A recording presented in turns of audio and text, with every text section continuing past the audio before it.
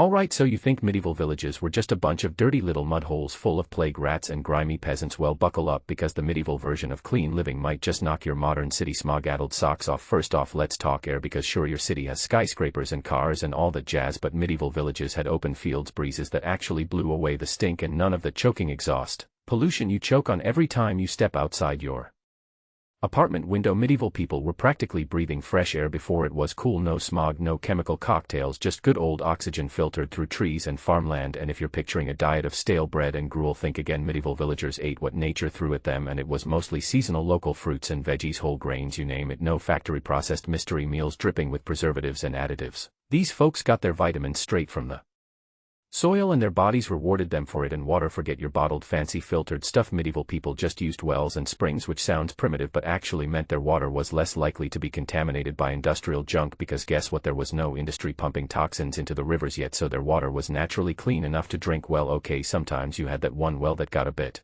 funky, but on the whole it was way better than city water tainted with chemicals and sewage. Now add to this stew the fact that medieval life was basically a non-stop workout. You didn't have a gym membership, but you had fields to plow, animals to herd, and wood to chop, so your body was in motion all day every day, which meant you stayed fit without even trying. No gym selfies, no protein shakes, just pure medieval hustle. And that physical labor wasn't just good for muscles, it kept your circulation and metabolism humming along, which is something city dwellers can only dream about while sitting in traffic and eating a sandwich. You gotta hand it to medieval people for that one. And speaking of food storage, medieval villagers were pros at preserving their harvest with fermented vegetables and salted meats, which not only kept food edible longer but also boosted gut health, because those fermented goodies were packed with probiotics. Yeah, medieval people were basically eating their own version of kombucha and sauerkraut without the fancy labels or yoga classes, and this all meant their immune systems were getting a natural tune-up from the inside out. So while you're sipping your overpriced smoothie packed with every superfood known to man, medieval villagers were getting their health boost from a diet that was fresh, local, and free from all the chemical nonsense modern food loves to slap on its packaging. So yeah, you might think medieval life was all disease and dirt, but when it comes to environmental factors and diet, those medieval villages had a leg up on your average modern city, not because they had miracle cures or magic, but because they lived closer to the earth, breathed cleaner air, ate fresher food, drank purer water, and kept their bodies moving with real work and real purpose. So next time you complain about city pollution or your processed lunch, just remember the medieval version of clean living without the gym membership might have been a lot healthier than you give it credit for. And that's just the start of this wild ride through medieval life. Now hold on before you roll your eyes and say, yeah, but medieval people had no indoor plumbing and lived in cesspools, because here's the twist: medieval villages actually had some surprisingly effective sanitation practices that kept things from turning into total biohazard zones. Sure, they didn't have your porcelain thrones or fancy sewer systems, but what medieval people did have was a whole lot of open space and a community that kinda had to work together if they didn't want to drown in their own filth. See, unlike your modern cities where everything's crammed together like sardines and the smell of garbage piles up faster than you can say trash day, medieval villages spread out their waste and nature did its thing, breaking it down naturally, so no giant mounds of human waste piled up to smother the village in disease and stink. Plus the population density was way lower, meaning diseases that spread through close contact didn't blow up into full-blown epidemics as quickly as they do in your overcrowded metro areas. So while medieval people certainly dealt with their fair share of plagues, the chance of catching something just by breathing the same air as your neighbor was lower than you might think. And it wasn't just luck or nature doing all the work. The villagers had a pretty strong sense of community, and that meant when the waste piles got too high or the water started to look suspicious, they banded together to clean up or move the latrines away from the wells, because nobody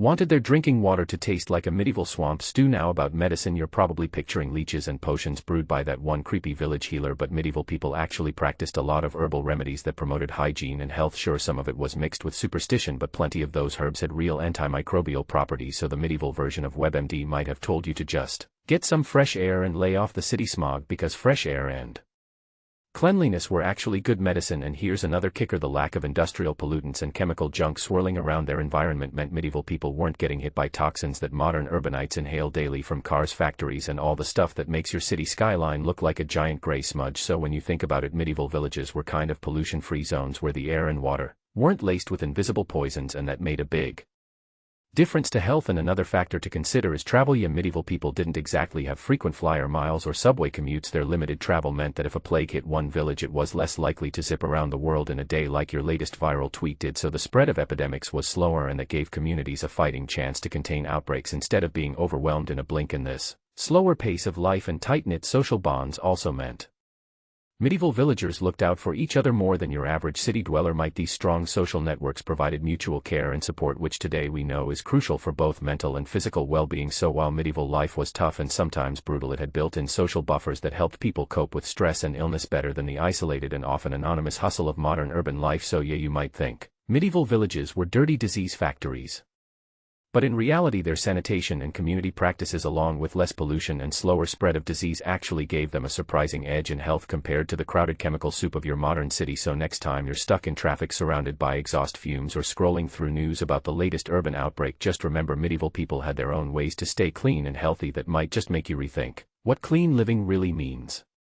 So you're still with me and thinking, okay, medieval villages might have had fresher air and less pollution, but what about the actual daily grind and social life? Because let's be real, living in a medieval village wasn't all sunshine and roses. But here's the kicker: the way work, family, and social life all mashed together in these villages actually promoted a kind of balanced lifestyle you don't get in your modern rat race, where everything's compartmentalized and your work emails follow you into your dreams. Medieval people woke up with the sun, worked the fields or tended animals, then came home to family and neighbors, where work and socializing weren't two different planets but part of one big chaotic but connected existence. And that rhythm of village life synced up with natural light and the seasons, meaning their bodies followed a natural circadian beat, unlike you scroll binging on your phone at midnight, which throws your sleep cycle into chaos. And guess what? That natural rhythm actually benefits your health in ways science is still trying to figure out. So medieval villagers were unwittingly playing the health game right by living in tune with nature. And while your idea of entertainment might be binge-watching shows or hitting the club, medieval people had limited but meaningful social interactions that reduce stress levels. Believe it or not, the slower pace and smaller community meant fewer social pressures and less noise pollution than your average city, which can turn